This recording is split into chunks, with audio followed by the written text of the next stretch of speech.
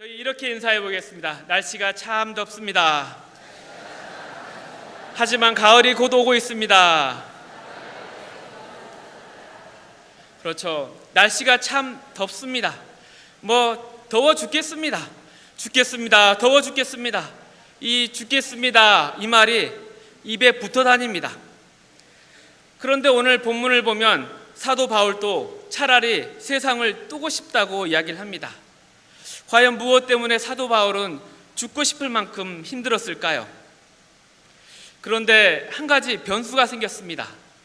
제가 지난주에 휴가를 다녀왔습니다. 그랬더니 더 죽겠다는 소리가 쏙 들어가 버렸습니다. 이 바울의 죽고 싶을 만큼 힘든 심정을 설교를 해야 되는데 그 마음이 사라져서 어떻게 잘 설교가 될지, 그래도 짧고 임팩트 있게 설교를 해보겠습니다. 먼저 선녀와 나무꾼의 이야기로 시작을 해보겠습니다. 다 잘 아십니다. 나무꾼이 사냥꾼으로부터 도망치는 사슴을 구해줍니다. 사슴이 은혜를 갚아주기 위해서 나무꾼에게 선녀를 아내로 삼는 법을 가르쳐줍니다. 잘 들어야겠죠? 네. 선녀탕에 가서 날개옷을 숨기면 하늘나라로 날아가지 못한 선녀가 있을 것이야. 그 선녀를 아내로 삼게. 그런데 여기에는 한 가지 제한이 있습니다. 그것이 무엇이죠? 모르시나요? 아들을 셋 날 때까지 날개옷을 주면 안 된다 였습니다. 근데 참 궁금하지 않습니까? 왜 아들을 셋 낳을 때까지 날개옷을 주면 안 된다? 그래서 이것을 제 아내에게 물어봤습니다. 그러니까 아내가 답하기를, 생각해 보라고, 오른쪽 팔에 아이 1명, 왼쪽 팔에 아이 2명, 그러면 양팔로 아이를 안고 날개옷을 입으면 하늘로 가지 않겠냐고. 여러분은 동의하십니까? 이렇다면 제 생각에는 아이가 하나일 때도 저도 괜찮습니다.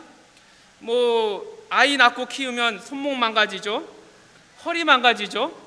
그런데 아이 하나라도 제대로 들겠습니까? 공감을 못 하시네요. 어찌됐건 본인의 몸무게도 계속 늘어나니까, 항상 인생 최고 몸무게를 찐다고 이야기를 하니까 옷을 줘도 괜찮지 않겠느냐라고 이야기하니까 아내가 주먹을 꼭 쥐으면서 눈빛으로 이야기를 합니다.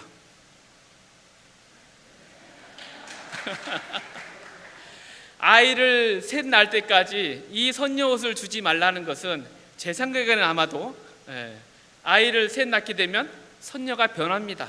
성격이 바뀝니다. 그래서 여차하면 나무꾼이 날개옷을 입고 하늘나라로 도망갈 것입니다. 참, 이런 목사는 물을 먹어야 되는데 물이 없습니다. 어찌됐건 타이반 자이반 나무꾼과 결혼해서 이 척박한 인생을 살아가는 선녀의 처지도 아마 죽고 싶을 만큼 힘들었을 것입니다.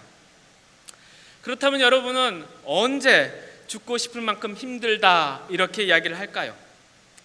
바울도 죽고 싶다고 이야기를 합니다. 왜 죽고 싶다고 이야기를 할까요? 막연히 감옥에 있어서, 감옥 생활이 힘들어서? 아니요, 그런 건 아닌 것 같습니다. 고린도서 11장을 보면 유대인에게 40에서 하나 가만매를 5번 맞고, 3번 태장을 맞고, 또 돌로 맞고, 3번 파선했고, 일주야를 깊은 바다에서 지냈으며 여행을 하면서 강의 위험, 강도의 위험, 동족의 위험, 이방인의 위험, 시내의 위험, 광야의 위험, 바다의 위험, 거짓 형제의 위험. 그러니까 정말 바울은 산전수전 공준전 다 겪어봤습니다. 이 정도면 감옥 때문에 죽고 싶을 만큼 힘들다, 그 말은 아닌 것 같습니다. 여기서 잠시 사람들이 진심 힘들어서 죽겠다, 자살에 대한 이야기를 해보겠습니다. 2016년 경찰청 자살 통계를 보면 그 자살의 원인이 정신가족 문제가 1번입니다. 이 안에는 우울증이 들어갑니다. 그리고 2번째는 육체적 질병, 그 다음 가정 문제, 직장 문제, 남녀 문제가 순서를 쭉 차지하고 있습니다. 하지만 이것은 겉에 드러난 문제죠. 저명한 심리학자, 사회학자들은 그 이유를 좀 더 깊게 들어가서 이것은 개인이 받는 사회적 스트레스 때문이다 라고 이야기를 합니다. 물론 사회적 스트레스라고 다 자살하는 건 아니죠. 여기 앞에 학생들 보십시오. 시험 성적 떨어져도 얼마나 희희낙낙 행복하게 살아갑니까? 뭐 여자친구에게 채이고 직장에도 까여도 꿀꿀할 땐 꿀꿀이 앞으로, 저기압일 땐 고기 앞으로 외치면서 얼마나 행복하게 살아가시는 이들이 많습니까? 여러분은 그렇지 않습니까? 그렇다면 진짜 사느냐 죽느냐 하는 때는 언제일까요? 그것은 사회적 스트레스가 자기의 정체성과 삶의 목적을 심각하게 흔들 때 바로 이러한 말이 나오는 것입니다. 그렇다면 여기서 잠깐 점검하고 가보겠습니다. 자, 나는 누구일까요? 아무도 답을 안 하십니까? 저는 박형태 목사입니다. No. 제가 원하는 질문은 What's your name이 아니라 Who are you입니다. 당신은 누구이십니까? 뭐 어떤 사람은 그렇게 대답할 수 있습니다. 이 질문에 뭐 가장 기본적인 걸 생각해 보면 뭐 감사 아빠, 찬양이 아빠, 기쁨이 아빠, 장보라 남편? 아니요, 그렇지는 않습니다. 이 질문은 가장 본질적인, 가장 중요하다고 생각하는 자신의 모습에 답하는 것입니다. 그러면 뭐라고 답을 하시겠습니까? 저는 하나님의 자녀라고 답하겠습니다. 무릇 하나님의 영으로 인도함을 받는 사람은 곧 하나님의 아들이라 양자의 영을 받았으므로 우리가 아빠 아버지라고 부르짖느니라. 천지를 만드시고 모든 인생의 주인 되시며 심판자 되신 하나님께서 나를 지으셨고 십자가 예수를 통해서 성령을 부어주사 너는 내 아들이라, 내 사랑하는 아들이라 하셨습니다. 자, 다시 질문하겠습니다. 당신은 누구입니까? 크게 따라합니다. 나는 하나님의 자녀입니다. 나는 하나님의 자녀입니다. 이것을 단단히 붙잡아야 됩니다. 그래야 나를 이기고 세상을 이기고 사탄 마귀를 이길 수 있습니다. 복음을 붙잡으십시오. 복음 가운데, 진리 가운데 자유함을 얻으십시오. 바울도 이 진리를 잘 알고 있었습니다. 나는 하나님의 자녀. 어디서 이것을 알 수 있을까요? 빌립보서 1장 21절 죽는 것도 유익함이라. 바울은 죽음을 유익한 것이라 표현합니다. 왜 하나님의 자녀에게 죽음이 유익한 것일까요? 죽음은 우리의 끝이 아닙니다. 낙원으로 이민을 가는 것이죠. 그리고 정말 보고 싶어하는 주님을 보는 것입니다. 그리고 고향으로 돌아가 보고 싶어 하시는 분들을 다시 만나는 것입니다. 그리고 정말 기대하고 열망하는 부활의 시작인 것입니다. 이런 믿음의 눈이 있기를 축복합니다. 그런데 이 모든 복음을 잘 아는 바울인데 왜 사냐 마냐 하면서 그 둘 사이에 끼어서 힘들다라고 하는 것일까요? 그 이유를 알기 위해서는 왜 사느냐, 즉 바울의 삶의 목적도 살펴봐야 됩니다. 20절 나의 간절한 기대와 소망을 따라 아무 일에든지 부끄러워하지 아니하고 지금도 전과 같이 온전히 담대하여 살든지 죽든지 내 몸에서 그리스도가 존귀하게 되게 하려 하나니. 바울의 삶의 목적은 모든 일에 부끄럽지 않고 그리스도를 존귀하게 하는 것, 즉 하나님께 영광을 올려 드리는 것이었습니다. 사람은 어떨 때 부끄러움을 느낍니까? 사람 구실 못할 때입니다. 자신의 신분과 소속에 맞게 행동하지 못할 때입니다. 내가 하나님의 자녀라면 하나님의 자녀답게 살아야 됩니다. 하나님의 자녀가 하나님의 자녀 구실하고 사는 게 무엇입니까? 그것은 바로 하나님의 나라를 누리고 나누고 사는 것입니다. 마태복음 5장 13절 16절 너희는 세상의 소금이니 소금이 만일 그 맛을 잃으면 무엇으로 짜게 하리요? 이같이 너희 빛이 사람 앞에 비치게 하여 그들로 너희 착한 행실을 보고 하늘에 계신 너희 아버지께 영광을 돌리게 하라. 하나님의 자녀는 하나님의 나라를 누리고 나누기 위해서 하는 것입니다. 이것이 우리의 기쁨이고 하나님의 영광입니다. 승리하시길 축복합니다. 이런 삶의 목적을 위해서 바울은 구체적으로 어떤 삶의 방법을 선택할까요?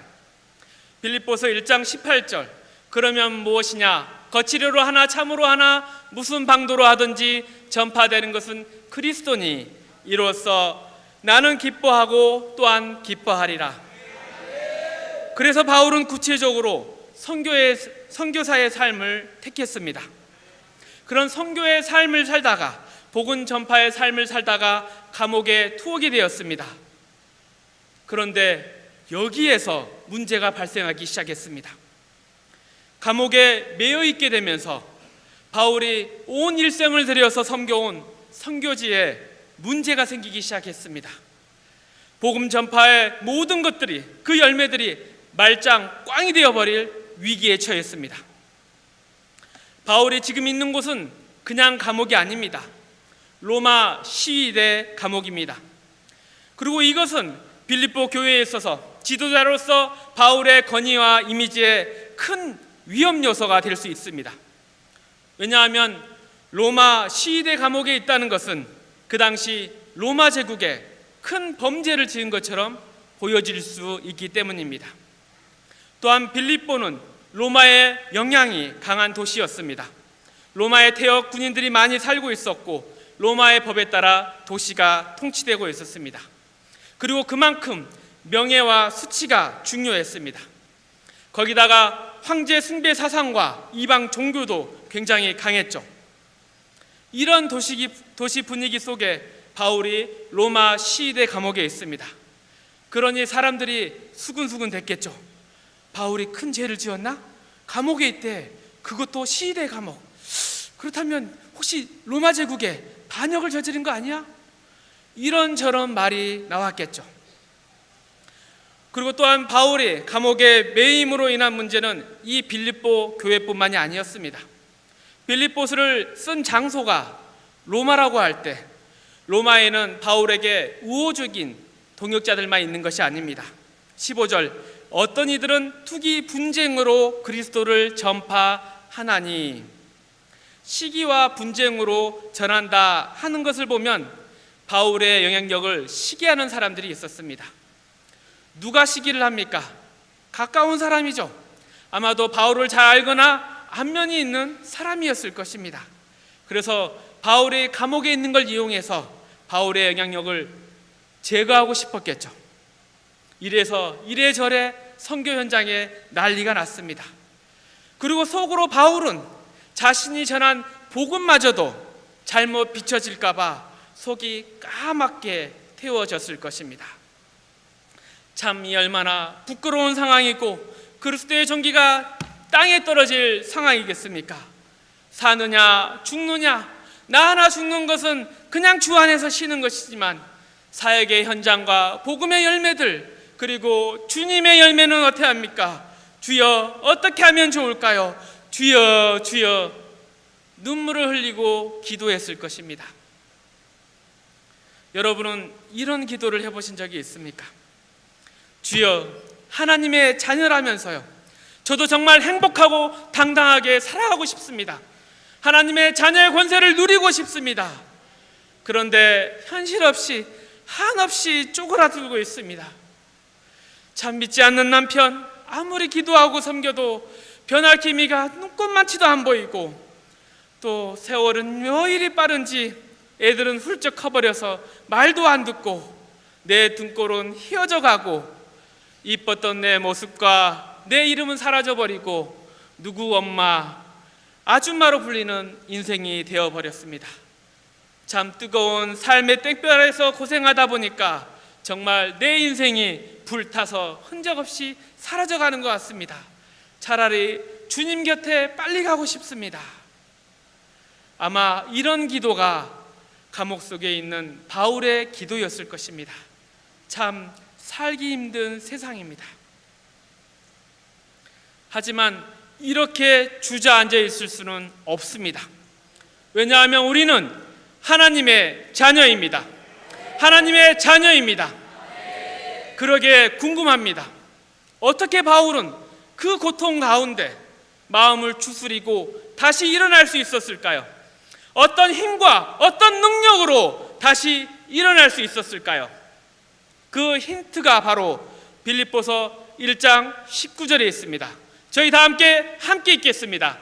이것이 너희의 간구와 예수 그리스도의 성령의 도우심으로 나를 구원에 이르게 할 줄 아는 거로. 예수 그리스도의 성령의 도우심. 성령님은 어떤 분이십니까? 우리의 연약함을 아시는 분이십니다. 우리를 도우시는 분이십니다. 그 성령님이 바울을 도와서 일으켜 세우셨습니다. 그리고 또한 너희에게 충만하게 하사 성령의 능력으로 소망이 넘치게 하시기를 원하노라.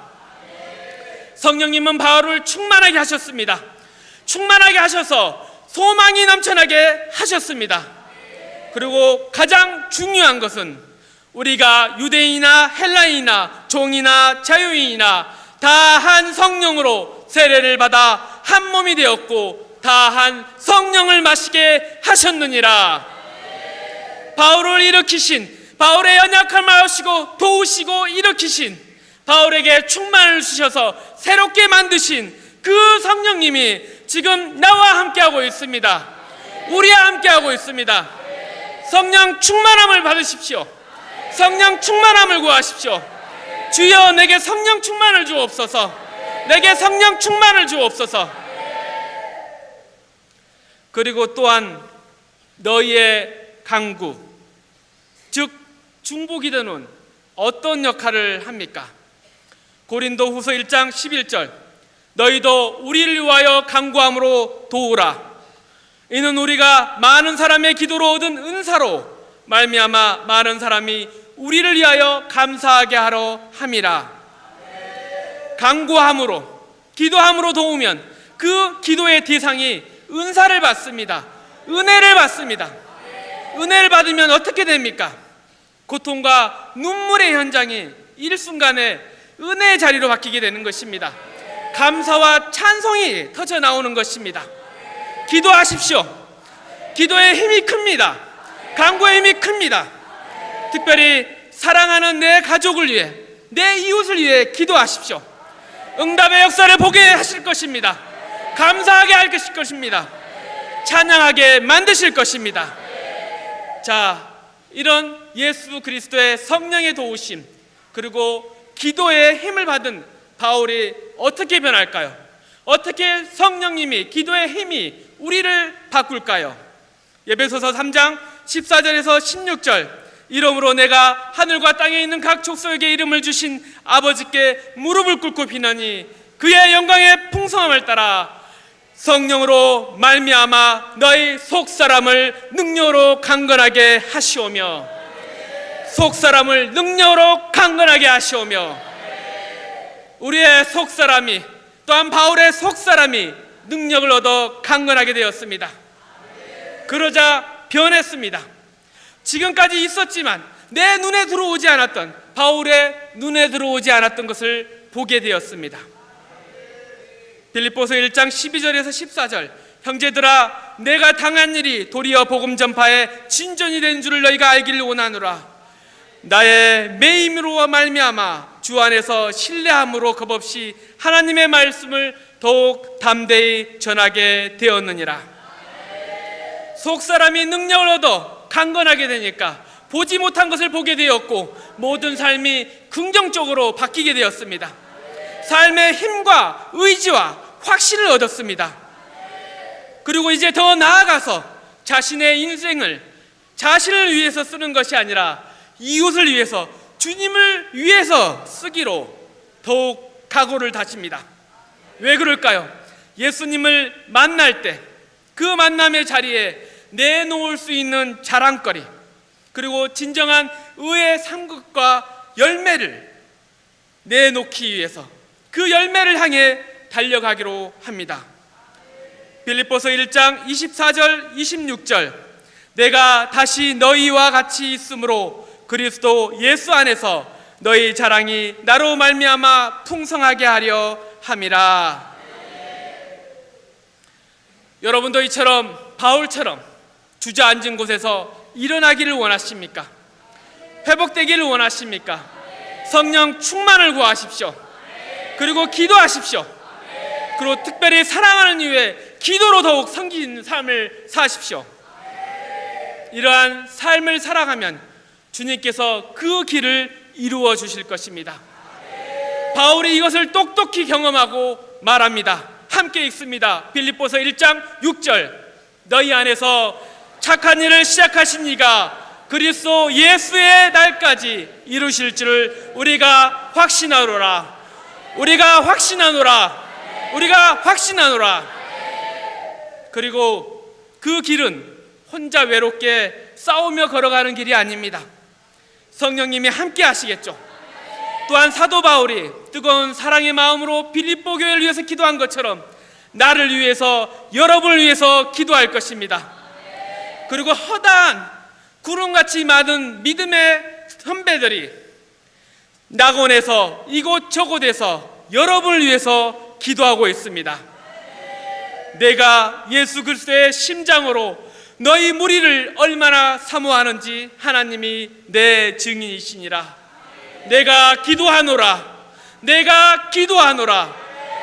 너희 사랑을 지식과 모든 총명으로 점점 더 풍성하게 하사 너희로 지극히 선한 것을 분별하며 또 진실하여 허물 없이 그리스도의 날까지 이루고 예수 그리스도로 말미암아 의의 열매가 가득하여 하나님의 영광과 찬송이 되기를 원하노라. 하나님의 영광과 찬송이 되기를 원하노라. 승리하십시오. 하나님의 나라는 말에 있는 것이 아니라 능력에 있습니다. 승리하십시오.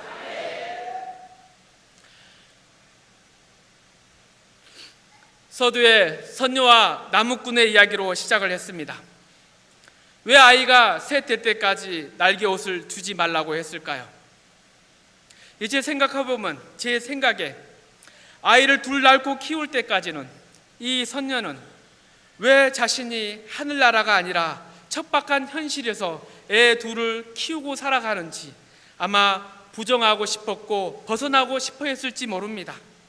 그러나 셋째 애를 키우면서 정말 진짜 산전수전 공중전을 거치면서 내가 아무것도 할 수 없다는 것을 깨달았을 때 살려달라고, 구원해달라고 기도했을 것입니다. 그러다 자신이 선녀라는 것을 깨닫게 되었을 것입니다. 내가 선녀야. 내가 선녀야. 그러면 내가 선녀처럼 살아야지. 선녀처럼 부끄럽지 않고 내놓을 만한 삶을 살아야지. 그렇게 마음을 추스리고 힘을 얻어서 삶을 보는 눈이 바뀌었을 것입니다. 그리고 셋을 낳아 키우는 이 땅이 하나님의 나라, 하늘나라로 바뀌게 되었을 것입니다. 물론 나무꾼도 그러한 삶에 감동받아서 선녀를 따라 선남이 되었을 것입니다. 그리고 둘이 손을 꼭 붙잡고 이제 더 아름다운 열매를 향해 넷째를 낳아서 잘 키워봅시다. 이야기가 이렇게 끝날지 모릅니다. 우리는 늘 해피엔딩입니다. 어떤 환경 가운데에서도 성령의 능력으로, 기도의 능력으로 하나님의 나라를 누리고 나누시는 여러분 되시기를 주님의 이름으로 축복합니다.